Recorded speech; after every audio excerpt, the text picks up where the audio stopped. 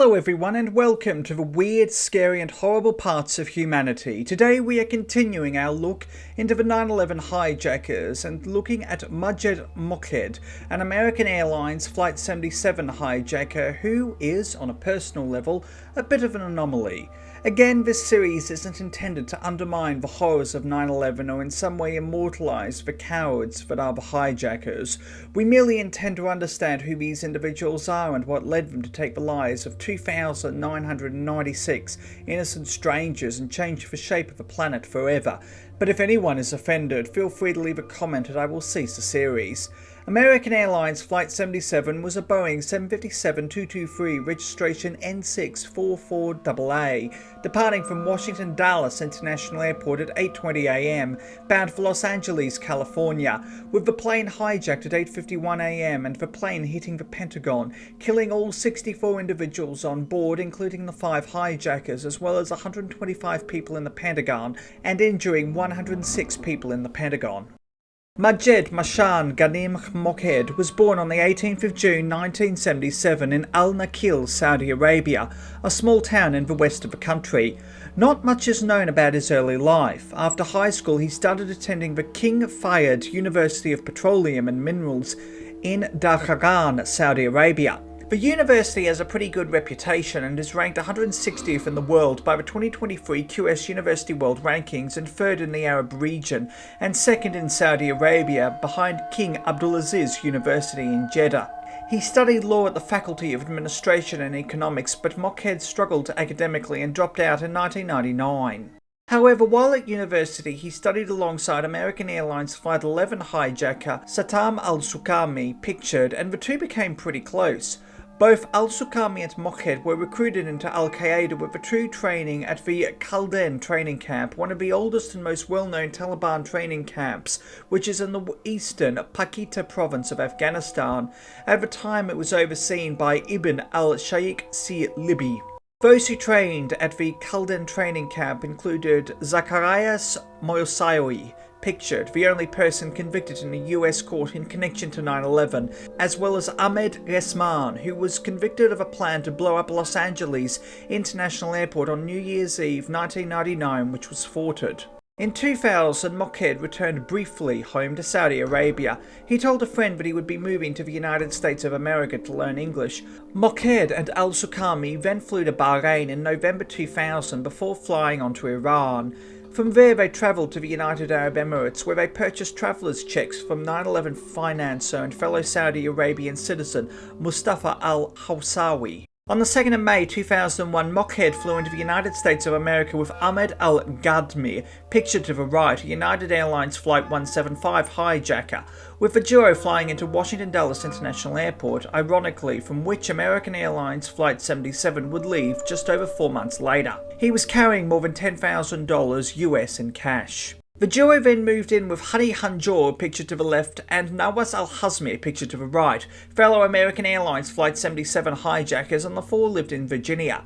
At the suggestion of Jordanian citizen Ayed al-Ghababah, they went to look at apartments in Fairfield, Connecticut on the 8th of May 2001, and while there contacted several flight schools. It was alleged that while in Fairfield, al-Ghababah gave them fake IDs. They stayed in Fairfield for 4 days at the Fairfield Motor Inn, which has since closed. Unable to find accommodation in Fairfield, he moved in with Salem al-Hazmi and Khalid al-Mihdhar, both fellow American Airlines Flight 77 hijackers, as well as American Airlines Flight 11 hijacker Abdulaziz al-Omari, into a property in Paterson, New Jersey. In July 2001, he purchased a personal identification card for New Jersey at Apollo Travel in Paterson, New Jersey. On the 2nd of August 2001, Moqed got a state identity card at the Department of Motor Vehicles in Arlington, Virginia. He then moved into Valencia Motel in Laurel, Maryland, along with other American Airlines Flight 77 hijackers, with all of them staying in room 343. People describe them as out of place and bizarre, but they had the same morning routine, being picked up every morning in a Toyota Corolla, allegedly to go to flying schools, but people working and staying at Valencia Motel noted that they didn't seem sinister and told the Chicago Tribune on the 23rd of September 2001 that they couldn't have imagined them doing something like what they did. While there, an adult video store named Adult Lingerie Center in Beltsville, Maryland, claimed that they had seen Moqed 3 times in the store. However, this would have deeply contradicted the views of al-Qaeda and indeed Islam, with pornography viewed as zina of the eyes and something that is forbidden, and there is no evidence that Moqed purchased anything at the adult video store, which has since closed. Which isn't that surprising given the advent of the internet. On the 24th of August, Moqed and al-Mihdhar attempted to purchase their flight tickets through AA.com, but were unable to proceed as their addresses were not recognised. On the 25th of August 2001, Hanjo and Moqed purchased tickets for American Airlines Flight 77, departing Washington Dulles International Airport for Los Angeles, California, at Advanced Travel Service in Totowa, New Jersey. With Hanjo struggling to speak English, Manjo did most of the speaking. With their credit card failing, they went to an ATM and paid $1,842.25 for Manjo's first-class ticket. On board American Airlines Flight 77, Hanjo was seated in seat 1B, Salem and Nawaf al-Hazmi in seats 5E and 5F, with Moqed and Khalid al-Mihdhar seated in economy class in seats 12A and 12B. On the 28th of August, he was seen at an ATM on camera with Hanjo taking money out. While the amount is unknown, footage showed a wad of cash being removed from the ATM machine. On the 2nd of September 2001, Moqed paid $30 for a weekly membership at Gold's Gym in Greenbelt, Maryland, where he worked out. On the 5th of September 2001, al-Mihdhar, pictured to the right, and Moqed travelled to Baltimore Washington International Airport, 15 miles from Laurel and simultaneously the closest airport to Laurel, and headed for the American Airlines ticket counter. There, the pair paid $2,300 in cash, so they had 2 economy class seats, seats 12A and 12B. On the 10th of September 2001, Moqed checked into the Residence Inn by Marriott, Herndon, Reston. The hotel has since closed. It is 7 miles or a 14-minute drive to Washington Dulles International Airport.